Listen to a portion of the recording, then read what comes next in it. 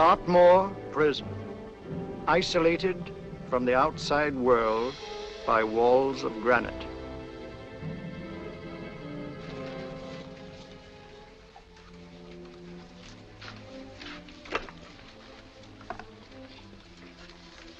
They say you could get out of here by merely telling what you know. You may or may not be another Scotland Yard bloke. But I'll give you the same answer I gave the others. I still have 2 years, 8 months, and 6 days left in which to make musical boxes. That'll be sold at auction for the benefit of this delightful sanctuary. And I intend to serve them.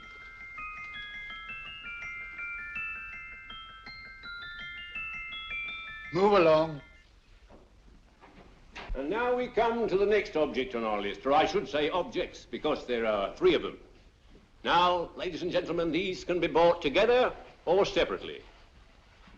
Now, these beautiful little musical boxes only arrived this morning, and I didn't intend to put them on the auction block until later, but I'm going to sell them now. So, good friends, as our old pal Mark Antony used to say, lend me your ears. And what do you hear? Right. The beautiful tinkle tinkle of a musical box. What a lovely trinket. What a beautiful gift. Created and made by loving hands. A thing of beauty and utility. I was going to start with £5. It's a bargain, £5. Do I see any hands? If there's a connoisseur in the house, will go £3 for it. £2. £1. 10 shillings. Thank you, sir. Ladies and gentlemen, 10 shillings is offered for a musical box you couldn't buy anywhere in London for less than £5. It'd be stealing to let it go for 10 shillings. Like taking milk from a baby. All right, we're selling for 10 shillings. 10 shillings, 10 shillings is offered, 10 shillings is offered, 10 shillings is offered. And anybody give him £1? Want to give him £1? I won't someone give me a pound. A pound, £1 is offered, £1 is offered, ladies and gentlemen, £1 is offered. It's against you, sir. Will you go to £2? We go to £2, sir. £2. £2 is offered. £2 is offered. Going once, twice, third and the last call. Sold to the gentleman for £2. Sorry, my dear. Now, ladies and gentlemen, comes the opportunity to purchase an exact duplicate of the beautiful little musical box just bought by this gentleman for the ridiculous low price of £2. Now, it's exactly the same. Exactly the same. Made with the same hands. You hear that? Isn't that lovely? That tinkle, tinkle, tinkle, tinkle. Sounds like Bow Bells to me, you know, with little angels pulling on the ropes, eh? Who'll give me £2 for it? Who'll start me with £2? Will anybody start me with £2? Oh, come, ladies and gentlemen. You know, from your enthusiasm, we might all be in Scotland instead of London. Please buy it for me, Daddy. £2, certainly not. We all might be in Scotland. Besides, I don't like his manner. £1, 10 shillings. £1. £1 is ours. £1 is offered. £1 is offered, going £1. Any advance? Going once, going twice, the third and the last call. Sold to the lady for £1. Smart bidding, my dear. Thank you. We come to the third and last of these beautiful little musical boxes. Exactly the same. Tinkle, tinkle. Isn't that lovely? Ladies and gentlemen, I don't bring you here to gull you and swindle you. This is the exact replica of those 2 I just sold before.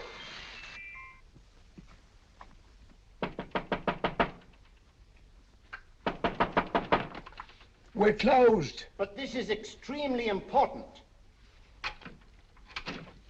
Come in, sir, come in. I'm sorry to disturb you, but I was unfortunately delayed from arriving in time to bid on certain articles which I was rather anxious to obtain. Oh, perhaps they weren't sold, sir.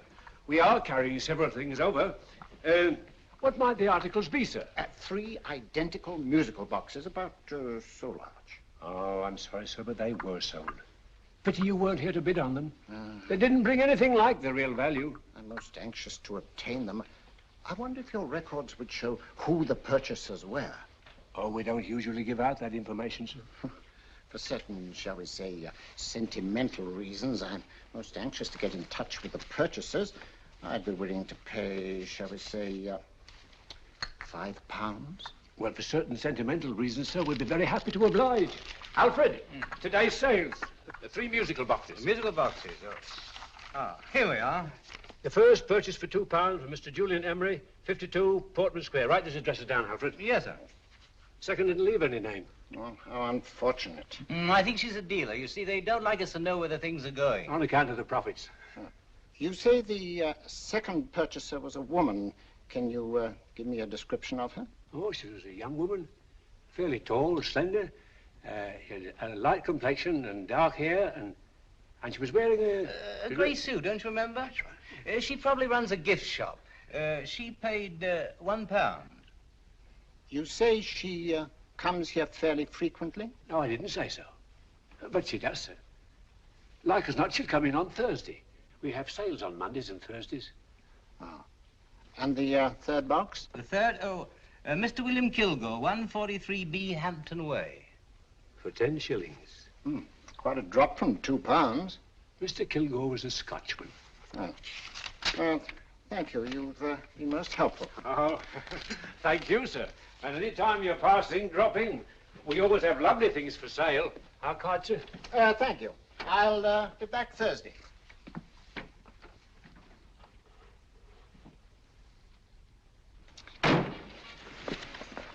The message reached us too late. Musical boxes are being sold.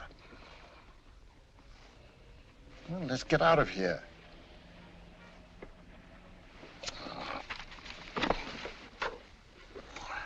Someday you'll go too far. Reaching for a star, you fool. Yet a fool may touch a star, Colonel Cavanaugh, if he but reach high enough. But not possess it as you would.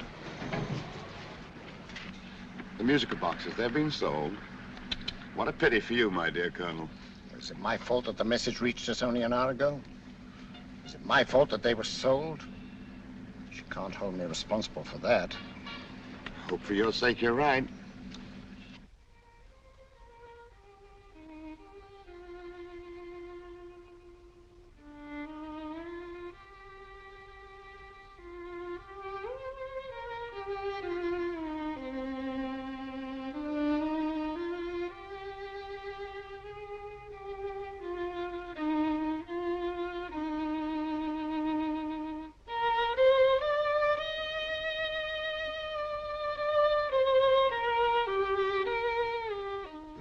Upon you tonight at 7:45, a gentleman who desires to consult you upon a matter of the very deepest moment.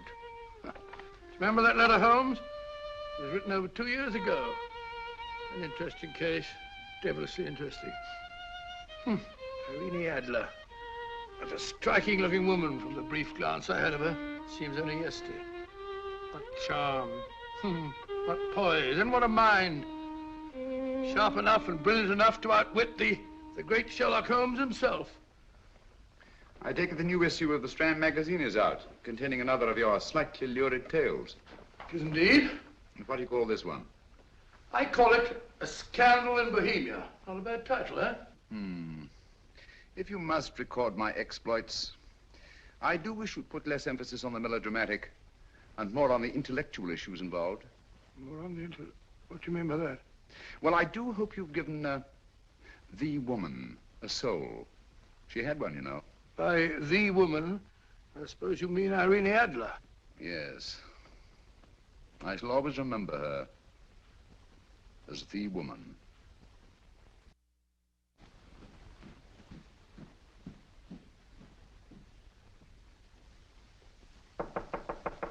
Come in. I think. That's him, old boy. How are you? How are you, old boy? I haven't seen you for years. I want you to meet my old friend Sherlock Holmes. Holmes, this is Stinky. In other words, Julian Emery. How do you do, Mr. Emery? Watson has often spoken of you. Oh, has he? Yes, we were at school together. Yes, more years ago than I care to remember, but you didn't come in here just to remind me of that. No, I just happened to be in the neighborhood and saw your lights burning, so I took the liberty of looking you up. Still writing your mystery stuff? Yes, there's a new one out this week. Good, I never miss them. Oh, good, thanks. I say that bandage makes you look very interesting. Still poking your nose into other people's business as usual? Who hit you? I haven't the foggiest notion. Somebody knocked me on the head in my own living room and then proceeded to commit the most idiotic burglary you ever heard of. Fellow must have been balmy as a coot. Balmy? Why? Come sit down, old boy. Would you like a cup of tea? Huh? Oh, all right. I'll go and tell Mrs. Hudson about it. Yeah. Why do you say the robbery was idiotic, Mr. Emery? Oh, simply from the fact that with about £5,000 worth of musical boxes in my living room, the thief, who I caught in the act, made off with one that isn't even worth £5. I gather you're a collector of musical boxes. Yes, I am indeed. Some of them are very beautiful, but not the one that was stolen. The thief evidently grabbed the first thing that came to his hand when he heard me coming into the room. Still, it's rather odd, isn't it, that having disposed of you, he didn't pick up something more valuable. Mm-hmm. Was there anything unusual about the stolen box? No, nothing at all. No, I picked it up in the south of France, several years ago. You say you have many valuable music boxes, and yet the thief made off with one that isn't worth £5. Sounds like rather an intriguing little problem. Yes, well, I take it that he was just an ordinary petty thief and didn't know the value. That is a possible explanation, and yet I venture to say that the average petty thief has a more extensive knowledge of the value of objets d'art than the average collector. Well, anyway, that's Scotland Yard's theory. They didn't get very excited about it. That's consistent anyway. I wonder if I might see your collection, Mr. Emery. Oh, of course you could, yes. Nothing a collector likes more than showing off his trophies. When would it suit you? No time like the present. Good. My place is just round in Portman Square. Shall we? Yes, right. Hello? Where are you going? Stinky hasn't had his tea yet. Oh, I'm sorry. We're going round to my place, where I'm going to give you something better than tea.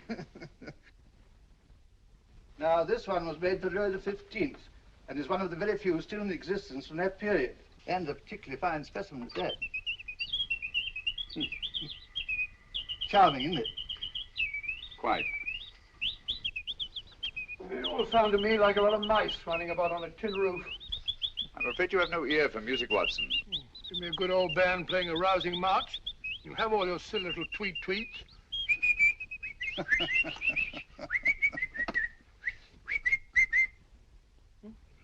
Another one. Just me.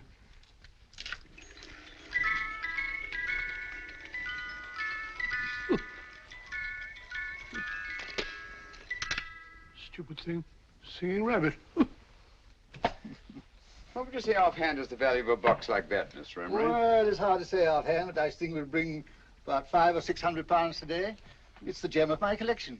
Yet a thief who steals an oddity like a musical box passes up one worth £500 for one of almost no value at all. Odd. Very odd. What was the stolen box like, Mr. Emery? Oh, just a plain wooden box about so big. Mm-hmm. As a matter of fact, I have one over here almost exactly like it. I picked this up yesterday at an auction room in Knightsbridge.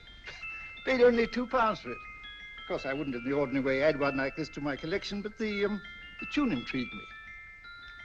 I'd never heard it before.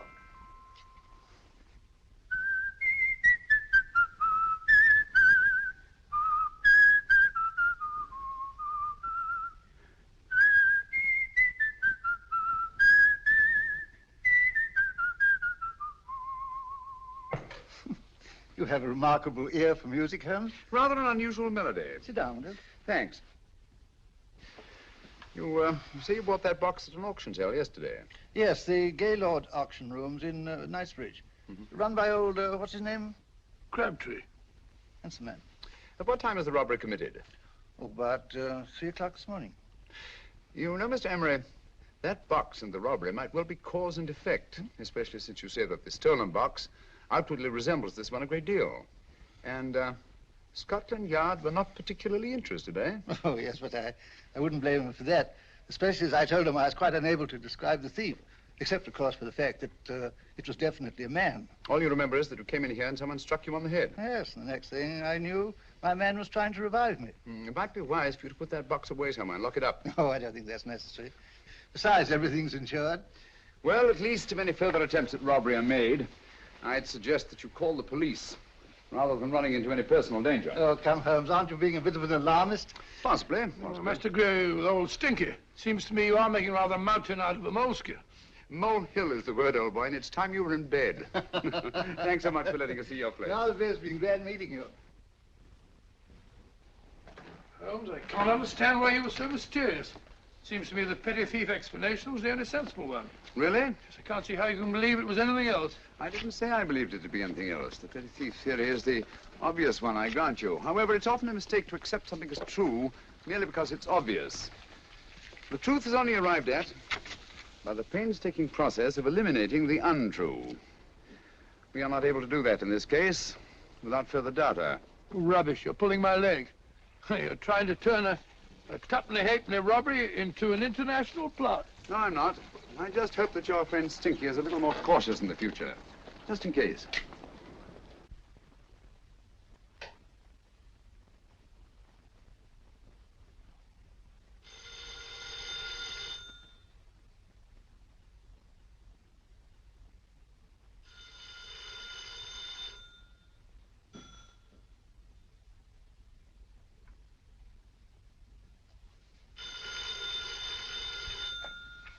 Hello?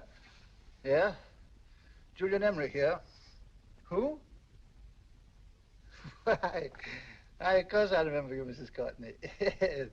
Yes, you're the one bright spot at that appallingly dull affair of Lady Sanford's. Huh? Of course it isn't too late to come round. Yes, I shall be delighted to give you a drink. I tell you what, come straight up and I'll leave the door unlatched. Right, well, 15 minutes? Good. I shall be counting each moment. No, I mean that, really. Right, goodbye.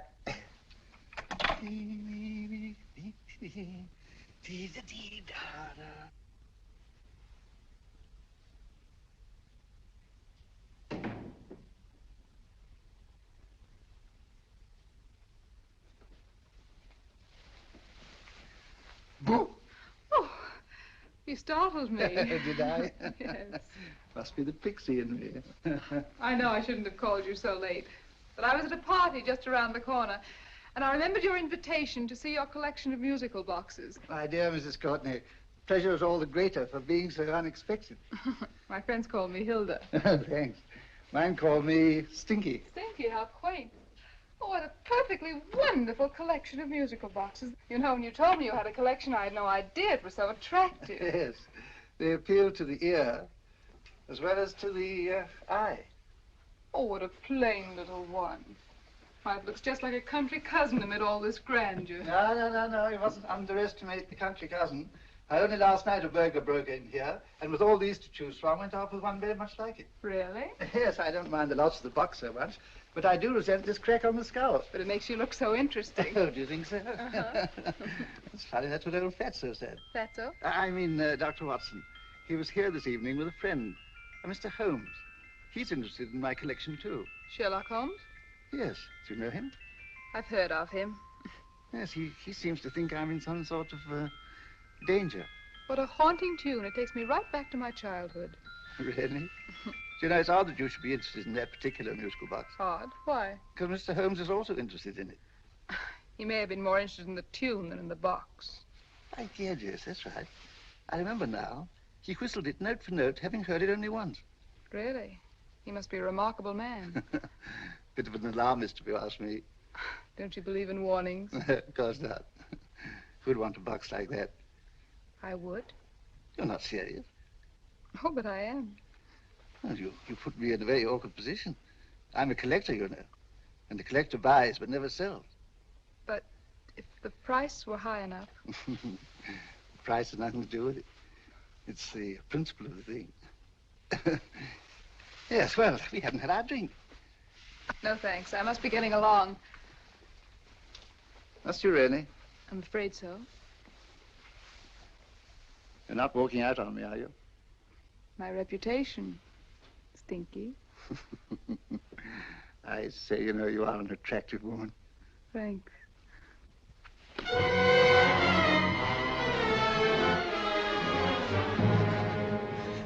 You fool. I told you to wait outside. What did you have to kill him for? All I had to do was walk out with this. He held you in his arms. Don't touch him. Don't touch anything. Now get out. I'm sorry. You're sorry. What about me? This is murder. What about Scotland Yard? What about Sherlock Holmes? Now get out!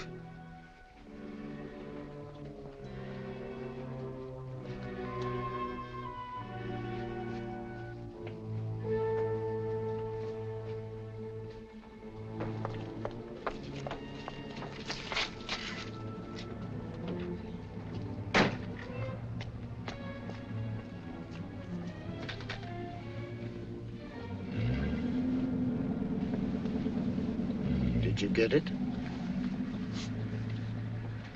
Good. Did you have any trouble with him? Just a matter of murder. Ah, Mr. Holmes. Hopkins. Thanks for coming so promptly. Inspector Lestrade suggested that I call through to you. Mr. Emery was the client of Mr. Holmes, Inspector. Indeed. You didn't mention that when I telephoned you, Mr. Holmes. Well, not exactly a client, Inspector. Sergeant Thompson? He was killed between the hours of 11 and 2 o'clock this morning, Mr. Holmes. Must have been someone he knew, someone of whom he had no suspicion. Poor old Stinky. It's all my fault. I should have prevented this. Well, it's no time to start talking about that now, Doctor. Apparently it's gone. That's the second attempt on the musical box that Emery bought at the auction sale. And this time it was successful. But that box was only worth £2. It was worth a man's life, Watson. I think we'd better pay a visit to Gaylord's auction room and that fellow Crabtree. Inspector, may I suggest that you make a complete search of this flat for a small, plain, musical box about that size? Thank you. Come on, Watson. You say the first box went to Mr. Julian Emery. The second to Mr. Kilgore, 143B Hampton Way. And the third to the unidentified young lady who presumably has a shop and lives near Golders Green. That's right, Mr. Holmes. Isn't it rather strange, Mr. Crabtree, that you should have had 3 identical musical boxes all playing the same tune? Where'd they come from? Dartmoor prison. Dartmoor? Yeah, we get a regular shipment from there every month. The inmates manufacture them. Well, they make all kinds of things, you know, pipe racks, waste paper baskets, musical boxes. Did you happen to notice if anyone showed any particular interest during the auction in the purchasers of these 3 boxes? Oh, come now, Mr. Crabtree. This is very literally a matter of life and death. Well, since you put it that way, Mr. Holmes, there was a gentleman came in here about an hour after closing time, and he was in an awful state, he was. He gave me £5 to tell him where the boxes had gone to. He said they had a sentimental value for him, sir. Expensive sentiment. Can you describe him? He was tall, distinguished looking, and he had grey hair and a moustache. Oh, he was quite a gentleman, sir. What was his reaction when you were unable to supply him with the address of the young lady who owned the shop? I told him the young lady usually come back on Thursday. He said he'd come back on Thursday. Now, that's tomorrow. Thank you, Mr. Crabtree. You've been very helpful. Thank you. Come along, Watson. Where are we going now, Holmes? To the home of Mr. Kilgore, the man who bought the 3rd box.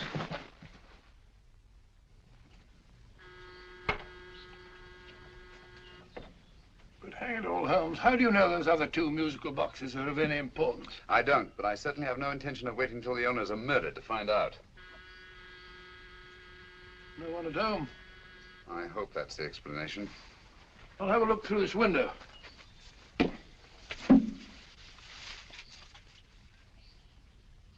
Doesn't seem to be anyone there. The whole place seems deserted as far as I can see. Yes. Mr. and Mrs. Kilgore at home?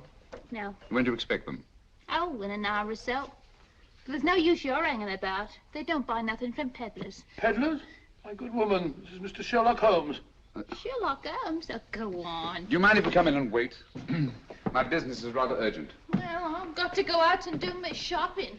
And I don't know as Mrs. Kilgore like any strangers nosing about. Quite all right, I assure you. Well, I've got to be off. You 2 wait in the parlor. And no smoking either. Mrs. Kilgore says it smells up the house. Funny old girl, Holmes.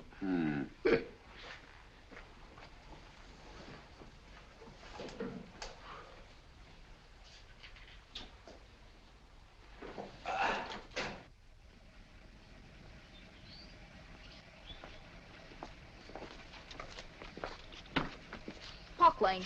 Park Lane? And what would the likes of you be doing in Park Lane? Now, don't worry about the fare, Ducky. If you knows how to get to Park Lane, up it.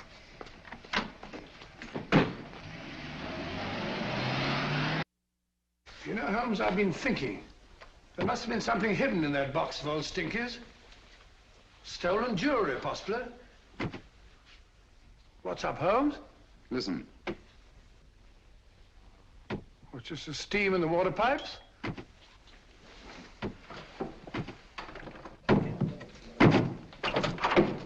Watson! Great Scott!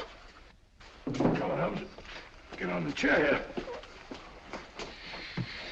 It's all right, my dear. There. Now, don't worry. It's all over. There you are, dear. Don't cry anymore.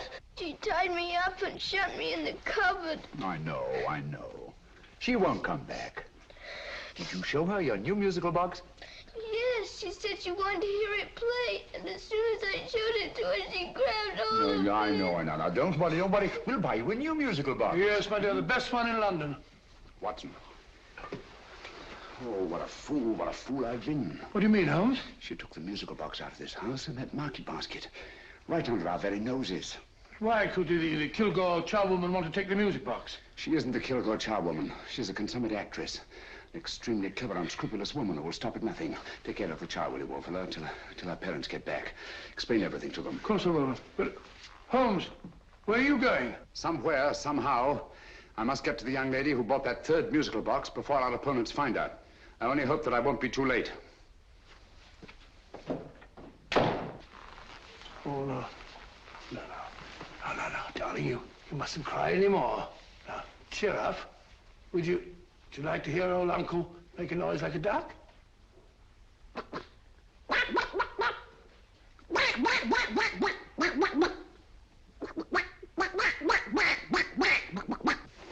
Oh, sorry.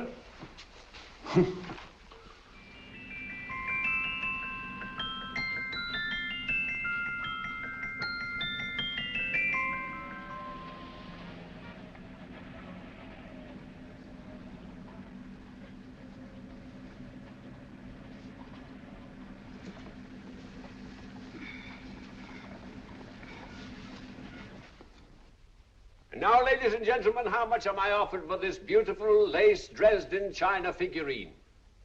A lady of the French court. Now, this is the genuine article.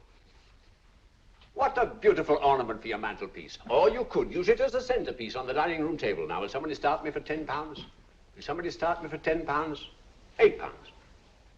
£7? All right, £5 is offered, £5 is offered, £5 is offered, £5.10, £5.15, £5.15.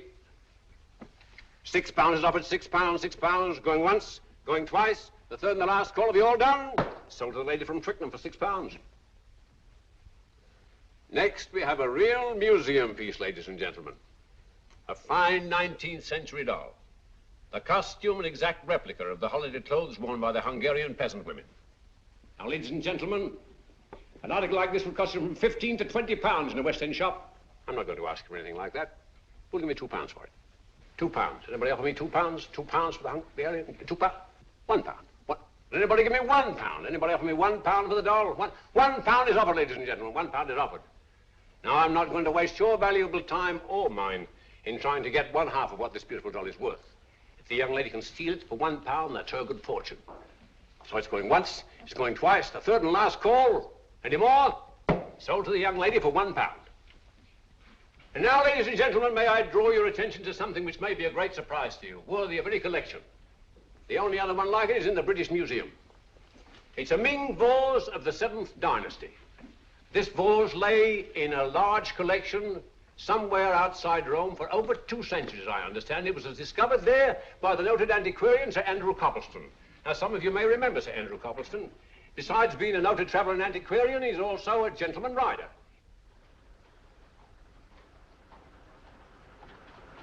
The girl with the parcel in her hands, that's her. Are you sure that's the girl? Well, she fits perfectly the auctioneer's description. Follow her, Hamid.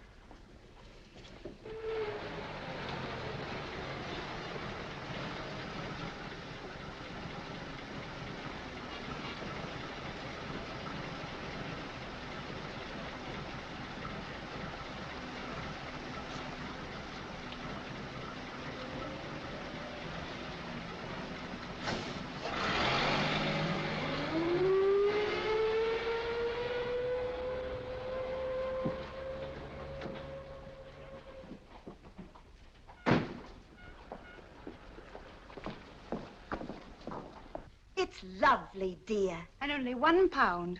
We can get at least 3 for it. Easily. I'll go make some tea. I could do with a cup. Right.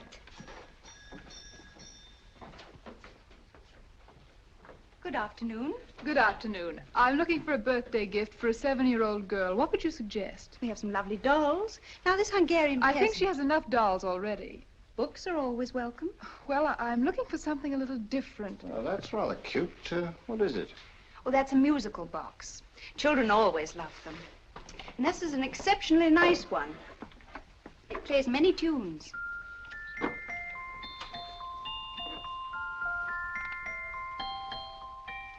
Have you any others? Yes. If you'll just step this way. I have only 2 left.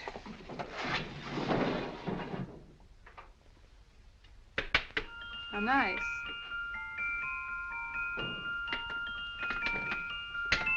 Are you sure this is all you have? I'm sorry. They're rather hard to find, you know. That's our entire allotment. I did have one other, but I sold it earlier this afternoon. But it was only a plain wooden one. It wouldn't have been a very nice gift for a child. Really? Do you happen to know who the purchaser was? Why, yes. He left his card, just in case anyone should inquire for him.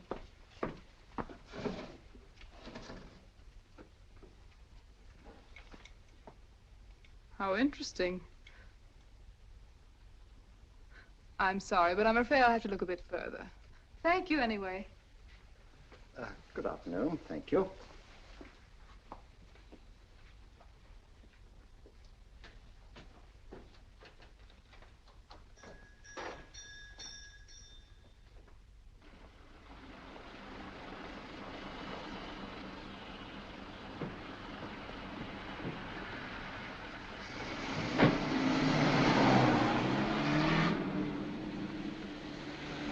Heavy!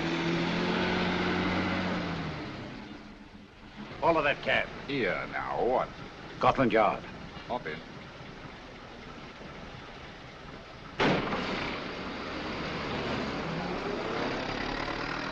Sherlock Holmes. I might have known. We thought we were the hunters, instead of which we're the hunted. We've been fools. We played right into his hands. Of course. He's had us followed. Don't look. The man in front of the toy shop. Hamid, turn sharp right at the next corner and again at the next.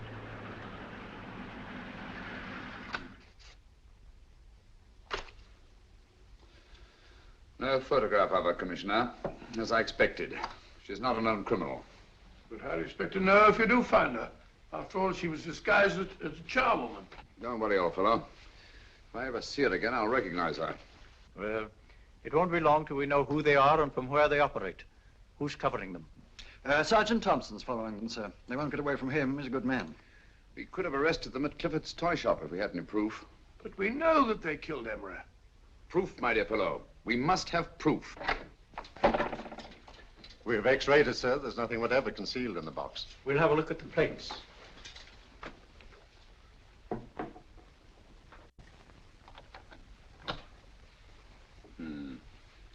There must be some clue. And it's probably so obvious that we've all overlooked it.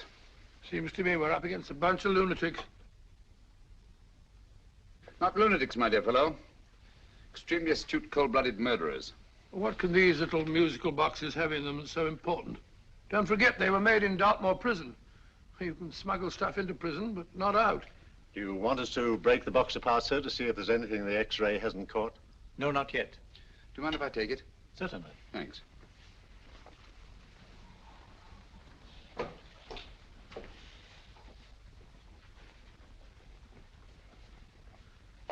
The governor of Dartmoor prison informed us, sir, in answer to Mr. Holmes' question, that all 3 musical boxes were made by the same convict, John Davidson, serving a 7-year term, sir. Davidson? The Bank of England plates. That'll be all. Yes, sir. Now we're getting somewhere. Wait a minute. How did you know about the plates, Mr. Holmes? I'm a student of crime, Inspector. I make it my business to know about such things. And when the name of Davidson was mentioned... Well, who is this fellow Davidson? As long as Mr. Holmes seems to know all about it already, I suppose there's no harm in telling you. 2 years ago in London, there occurred a robbery of such tremendous importance, although the stolen articles themselves have no intrinsic value whatsoever, that the Home Secretary was instrumental in seeing that not a word of it appeared in any newspaper. But you never told me anything about this, Holmes. You were away at the time. Articles of no intrinsic value and yet of such importance? I don't understand. Davidson was apprehended within 15 minutes of committing the theft. But by that time, he'd hidden the articles in question and they've yet to be found. Before going further, Dr. Watson, I must inform you that this matter's not to be mentioned outside of this room. Of course not. Do I look like a man who'd gossip? Let's not go into that now, old fellow, shall we? Davidson had been employed for years in a position of extreme trust by the engravings department of the Bank of England. The articles he stole were nothing less than a complete duplicate set of plates for printing £5 notes. What? The Bank of England's own plates? Precisely. And with those plates, a gang of crooks could flood England with £5 notes, not forged in the usual sense of the word, but notes undetectable from genuine Bank of England notes in any way whatsoever. Good heavens. Any whisper at all might have resulted in enormous damage in shaking public confidence in the Treasury. We tried everything after we arrested Davidson. Offered him a shorter sentence if he'd tell us where he'd hidden the plates. Why, we even put in Scotland Yard men with him as cellmates, but no results. Obviously, Davidson is a man of strong character and infinite patience. Yet suddenly he feels impelled to smuggle out the secret of the hiding place of the plates to his confederates. Why? I don't understand, Mr. Holmes. Well, for example, has the Bank of England made any plans to radically change the design of the £5 note so that in, say, 7 years from now, notes made from the stolen plates would be worthless? Confidentially, Mr. Holmes, such a move was discussed. But replacing all the £5 notes in circulation would be such a Herculean task that nothing's been done about it as yet. I see. Of course, there is another possible explanation. Davidson didn't have much time to find a hiding place before he was captured. He may be afraid that the plates will be accidentally discovered before he's released. Hence his anxiety to communicate their whereabouts to his confederates as soon as possible. I believe you've hit it, Mr. Holmes. I'm sure that the message is contained in this musical box. Or rather, in all 3 musical boxes, since possession of all 3 seems to be essential. Our opponents have 2/3 of the puzzle, we have 1/3. Well, what are you going to do, Holmes? Try to deduce the message from the 1/3 that we have.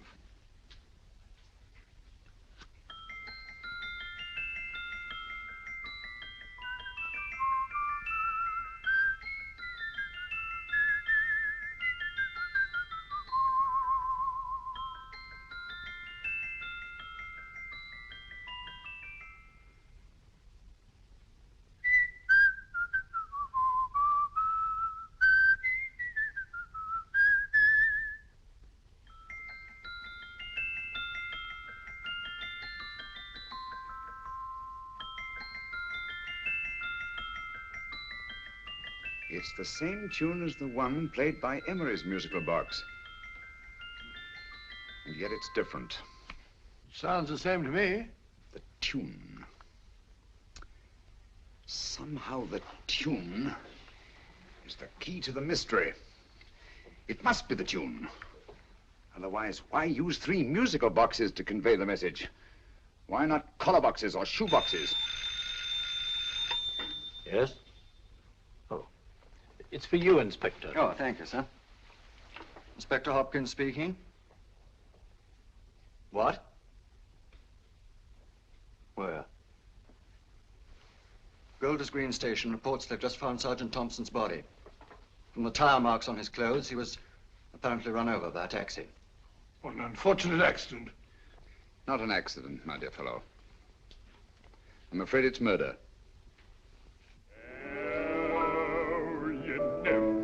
Just who you're going to meet when you're walking down a busy London street. Mrs. Hawkins, Mrs. Brown, any subject of the crowd. Oh, you never know just who you're going to meet. So you better hold your topper in your hand, just in case you meet a lady on the Strand.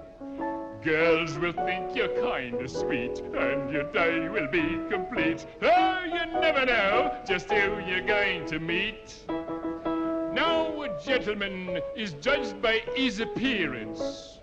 Yes, a gentleman is judged by how he talks. Now, he's much better off when he's acting like a toff, especially if he's taking him a walk. What on earth is this outlandish place? A rendezvous for actors. Actors? Buskers, old boy. You've seen them 1,000 times. Actors who entertain the queues, waiting outside theaters. You never know just who you're going to meet when you're walking down a busy London street. So you better wear your best velvet ties to look your best, 'cause you never know just who you're going to meet. So you better keep your manners right in view, just in case a lady gives a how'd you do. Keep your trousers in a pleat, shine your shoes and keep them neat, 'cause you never know just who you're going to meet. Blimey. Mr. Holmes. How are you, Joe? Never met him. And yourself? Fine, thank you.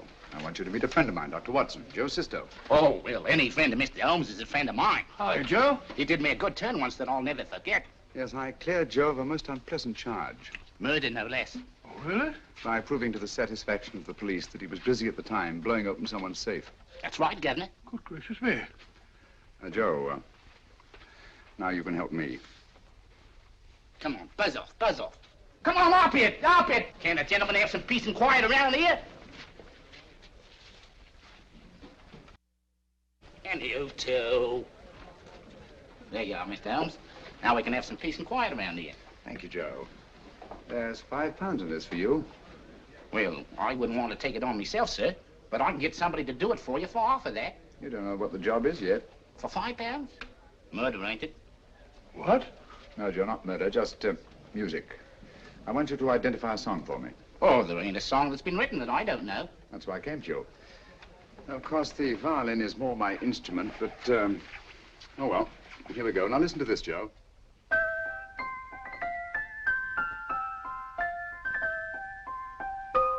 Wait a minute. You're playing that wrong. That should be E natural, not E flat. You know the song? Oh, yes. It's an old Australian song called, the Swagman. But you're playing it all wrong. That's what I hoped you'd say. Now, listen again, Joe.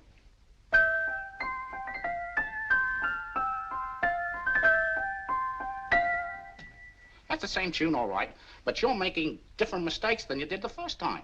No, not mistakes, Joe. Call them variations. Here, play the song for me, will you, the way it's written.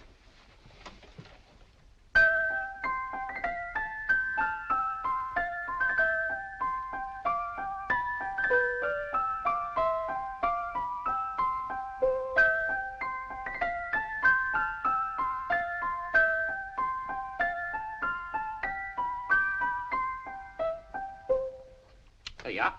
Thank you, Joe. What's it mean, Holmes? Are you onto something? Perhaps. I don't know yet. It's probably a code of some sort. Joe, could you write the song down for me, the way it was originally written? Oh, sure, Mr. Holmes. But it'll take a few minutes. Mm-hmm. Here, Mabel. Pale ale. Come on, up to it. Along with it.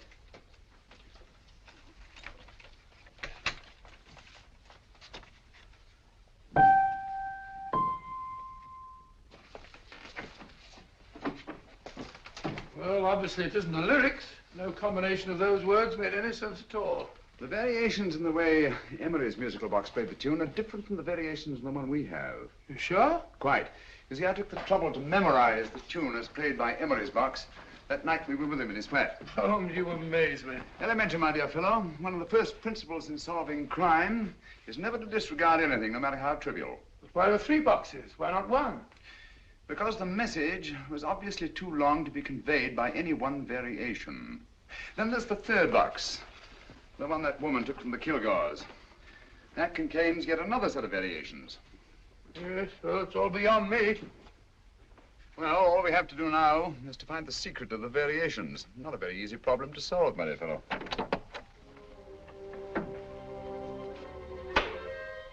Hello. What's up? We've had company. I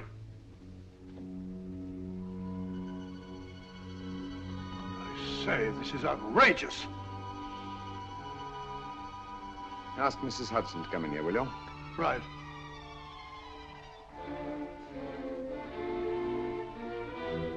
Hudson? Yes? Oh, there you are. Will you come up here at once, please? Oh, coming, sir.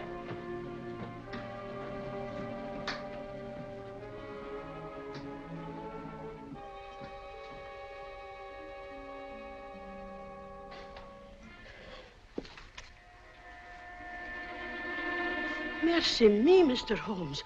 What has happened? Who called while we were out, Mrs. Hudson? Just a young lady. The one who said you wanted her to wait for you. And a nice-looking old gentleman with Our her. friends again, Watson. Friends? What did the young lady look like? Oh, I couldn't see her face. She had a heavy black veil on. But she had such a nice way with her. Oh, I'm sorry, Mr. Holmes, if I've done anything wrong. But you did say I should always let clients come in and wait for you. Don't worry, Mrs. Hudson, don't worry. You had no way of knowing. It's quite all right, quite all right. Now, don't worry, Mrs. Hudson. Don't worry. Well, where on earth's the musical box? They didn't get it. Didn't get it? Where is it? It's in your hand. Huh? In that biscuit jar. Take the biscuits off the top. Now put your hand inside, and you'll find the music box. Well done, Holmes. Well done. Amazing.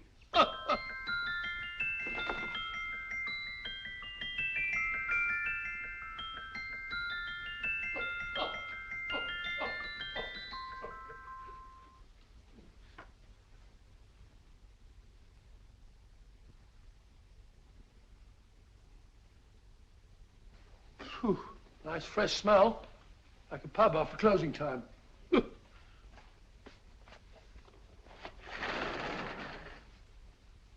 I say, Holmes. What? It's morning.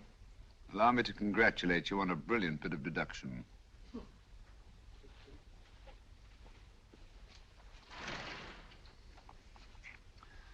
It's not a transposition, not a polygraph transposition, not a trigraph, nor any known form of decoding. How about the Morse code? Have you tried that? Yes, at about 3 o'clock this morning. I'm sorry, old man. I was only trying to help.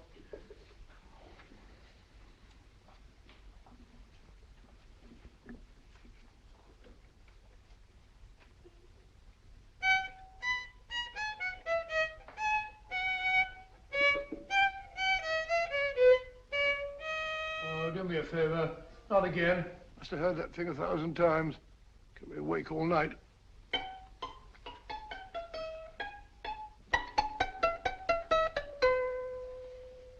Not a very distinguished composition, I grant you. You know perfectly well I don't know one tune from the other. When I was a kid, my people tried to have me taught the piano. I've always felt sorry for that old teacher of mine. The poor old girl finally reached the point of numbering the keys for me. 1, 2, 3, 4. Even then, I never progressed beyond... Numbering the keys, Watson. The 19th key of the keyboard is the 19th letter of the alphabet. S. Here. Write it down when I give it to you, old fellow, will you? The first altered note. Write S first. Now, the 8th key is H. The 5th key, E. The 12th key, L. The 6th key, F. S-H-E-L-F. Shelf. Your piano lessons were not in vain, old fellow. You've solved it. Thank you. Thanks, old bean. Hold it. We now have 2/3 of the message. Behind books, third shelf, secretary, Dr. S. Presumably, these are the first and second portions of the message. And this gang has the first and third parts of it. Precisely. Then it's a stalemate? Yes, Commissioner, but we can't leave it like that. There's no doubt in my mind that they'll try to secure our third of the message that's missing. Well, I assume you've taken every precaution to guard the Clifford music box. Oh, yes, it's carefully hidden at Baker Street with Dr. Watson on guard. However, I'm reasonably certain that, difficult as it may be, we can find the plates even without the missing part of the message. Behind books, third shelf, secretary, Dr. S. Well, outside of the fact that Davidson hid the Bank of England plate somewhere in London, Mr. Holmes, I don't see that we've progressed at all. Allow me to point out to you, sir, the key words Dr. S. It looks as if the plates were hidden in the house of the doctor. Whether S stands for his first or last initial remains to be determined by a process of elimination. Well, there must be 10,000 doctors in London with S for a first or last initial. Precisely. And every one of them will have to be questioned in person. That's why I say this is a task for Scotland Yard. It's a task, all right. But Scotland Yard has searched worse haystacks and found the needle. Well, for the time being, I'll leave the matter in your hands, gentlemen. We'll call you if and when we get a lead on our mysterious Dr. S. Thank you. In the meantime, I intend to follow up a little clue concerning a cigarette.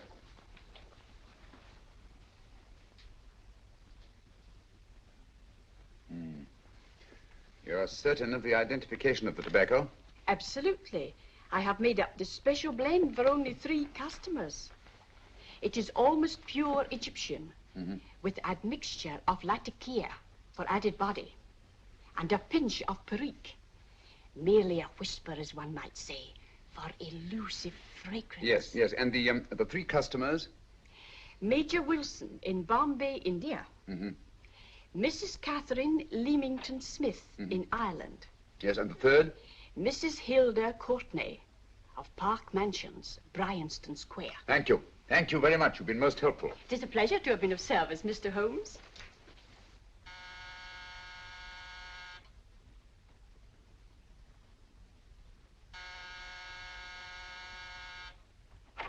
Yes?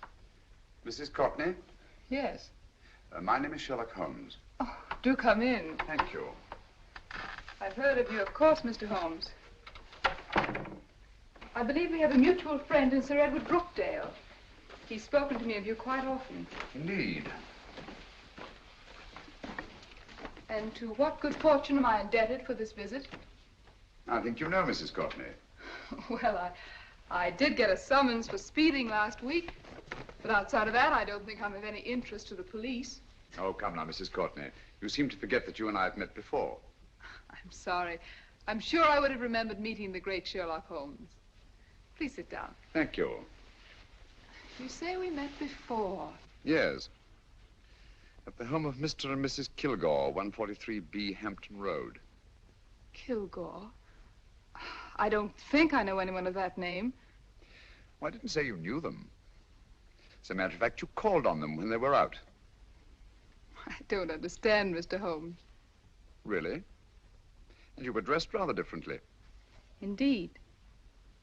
Cigarette? Thank you.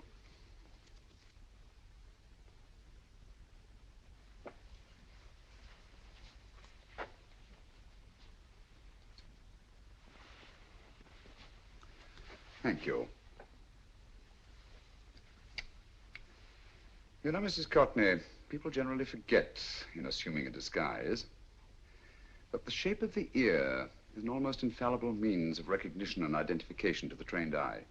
Evidently, you've mistaken me for someone else. Oh, no, not at all. Though naturally, I expected your denial. But when you paid your visit to my rooms at Baker Street, you carelessly left behind another identification. They're, identical, aren't they? Yes, I must admit they are. You see, Mr. Holmes, to catch one as clever as you, I had to use a very special lure. I knew you'd be unable to resist the bait of my cigarette, having read with great interest your monograph on the ashes of 140 different varieties of tobacco. I should advise you not to move, Mr. Holmes. I must congratulate you on your ingenuity, Mrs. Courtney. It was indeed a brilliantly designed trap. Thank you, Mr. Holmes. Praise from a master is indeed gratifying. I shall always cherish the memory of your flattering words. Memory? Precisely. I'm afraid these gentlemen have a most regrettable task to perform. Unless, of course, you care to turn over the missing musical box with your pledge to take no action against us in the future. I'm afraid that will be impossible.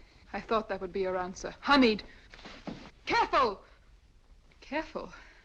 There's no need to be unnecessarily rough with our distinguished guest. You realize, Mr. Holmes, that your demise will not take place here. The corpus delicti, you know. Well, naturally. Shall we go?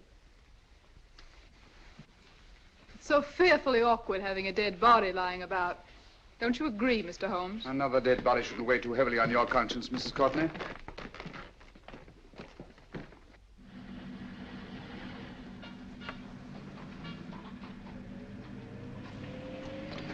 You mind if I have a cigarette? Ah, don't see why not.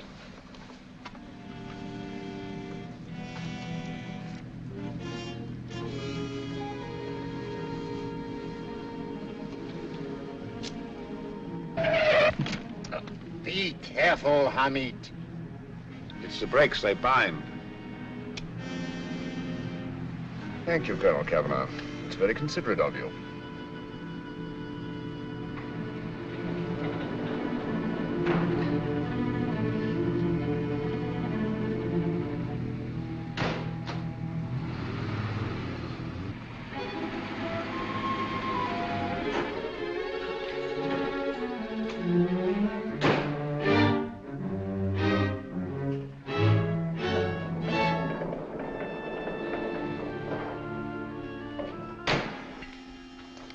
You'll be happy to know, Mr. Holmes, that your death will be a painless one.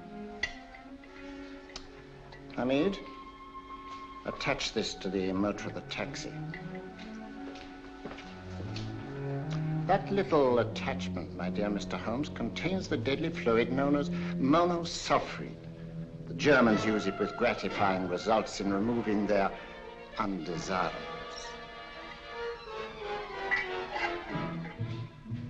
Start the motor.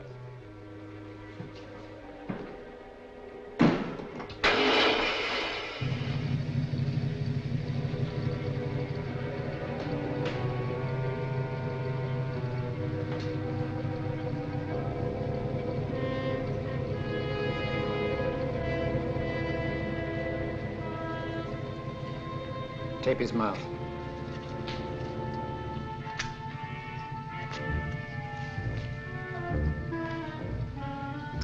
Now, up with him, Hamid.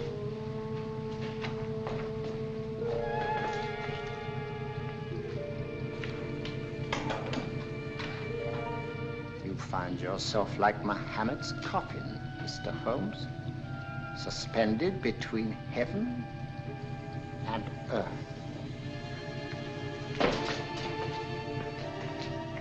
Plenty of fuel in the tank? Good. It would be too bad to have anything go wrong through so simple an oversight.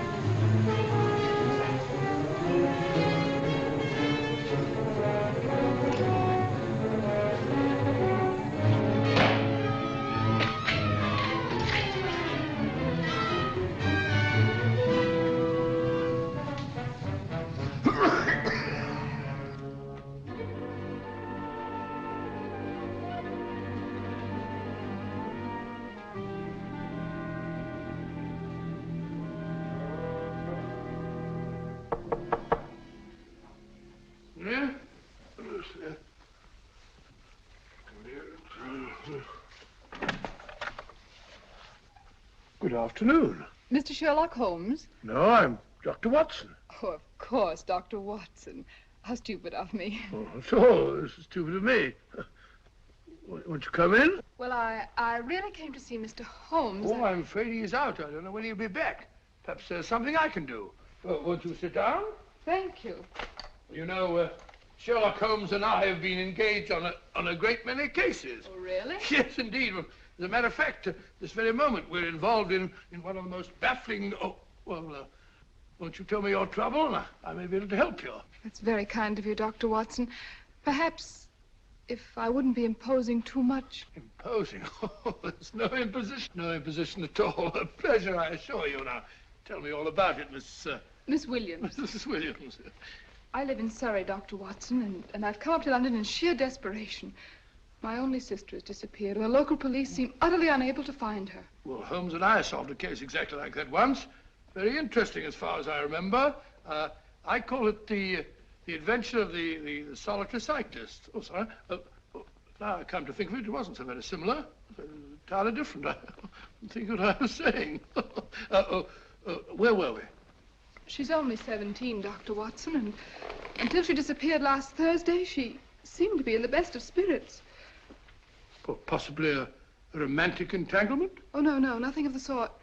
She left no note, didn't even pack a bag, no explanation. She just started to walk to the village from our house in broad daylight and simply vanished from the face of the earth. Oh, there. Might I have a glass of water? Glass of water. Have one minute.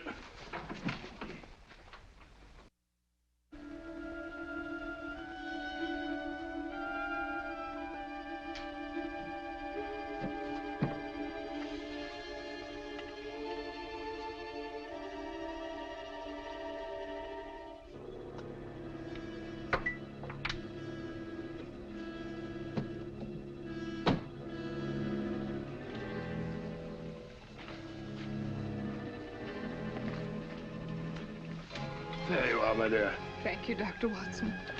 No, you're not to cry anymore. You must pull yourself together. I feel much better already knowing that you're going to help me. Oh, Dr. Watson, look! Good heavens! Oh. Get through the fire brigade, quickly!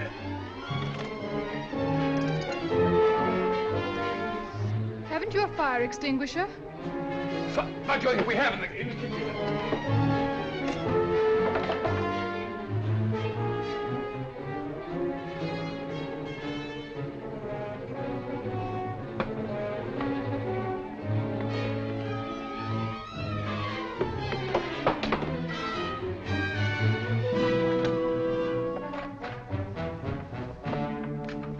Don't you worry, Miss Williams. We'll have this thing out in no time.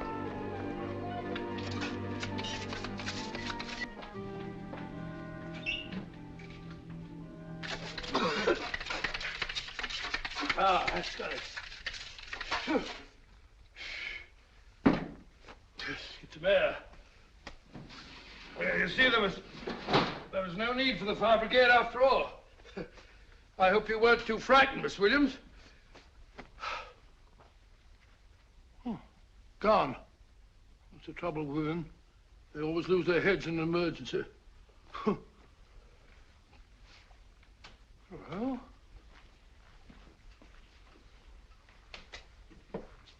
a musical box. Great Scott! Miss Williams!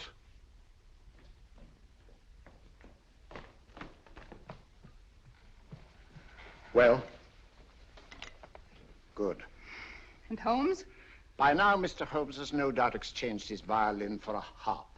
Always assuming that heaven is his destination.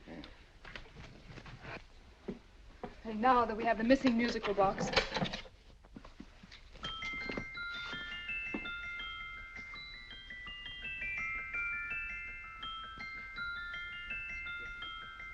Nineteenth note.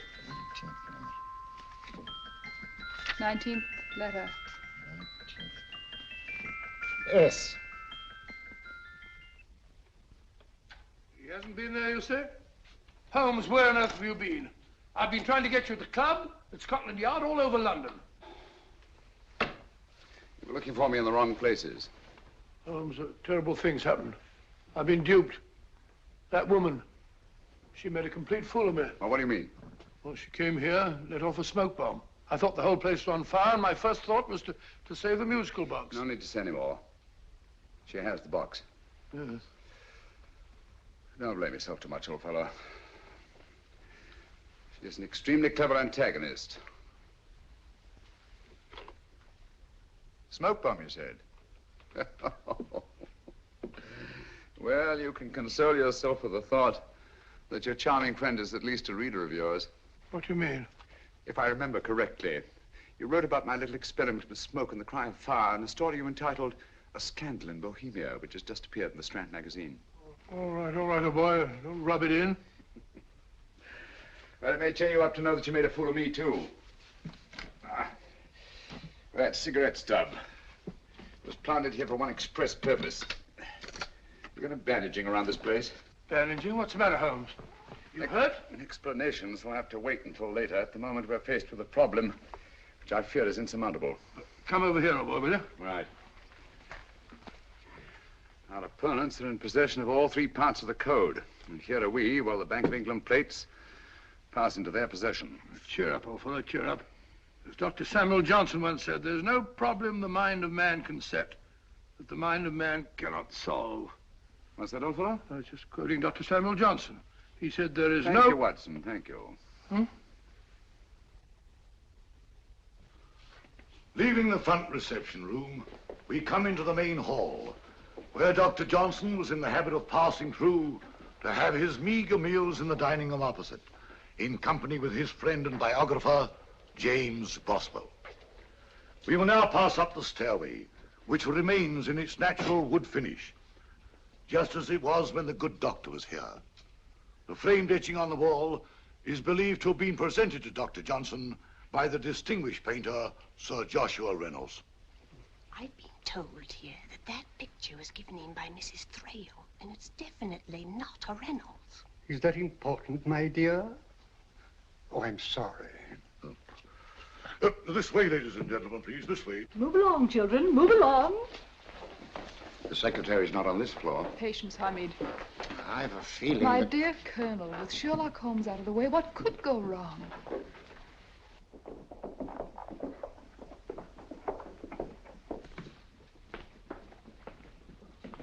And here we have the Garrett Library, in which Dr. Johnson wrote his famous dictionary, and in which you will see also many of the great man's books and other items of interest. Step forward, ladies and gentlemen, please, step forward. Standing in the corner is the secretary, which contains many of the original works by the literary genius. On this table, Dr. Johnson's cat, Hodge, used to sleep while his master worked. A strange thing about this cat, ladies and gentlemen, was its love of oysters. They do say that the dear doctor often went hungry to find the cat that delicacy. What a pity. Now we will visit the grey room, which is immediately below us, in which you will see the very bed in which Dr. Johnson died. What did he die of? Gout. Just gout. This way, ladies and gentlemen. Mind the steps, please.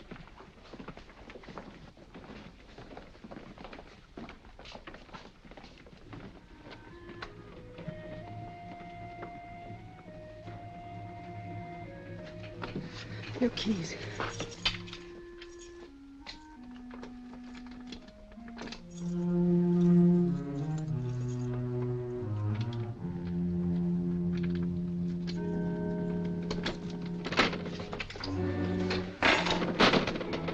Third shelf up.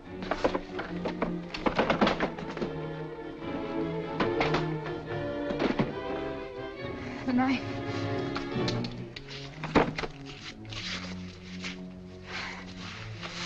Gentlemen, the Bank of England plates. Well, Mrs. Courtney, so we meet again. No, I shouldn't do that if I were you, Colonel Cavanaugh. I must congratulate you, Mr. Holmes. You're far more clever than I thought. Thank you, Mrs. Courtney. Praise from you is indeed gratifying. I shall always cherish the memory of your flattering words. Memory? Oh, thank you. And now I have a most regrettable task to perform.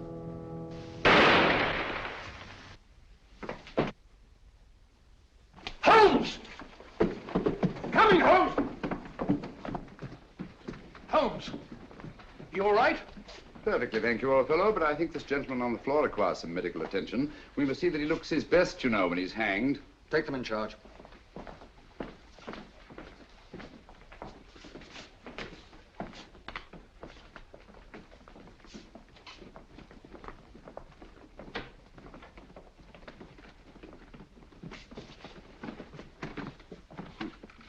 A brilliant antagonist.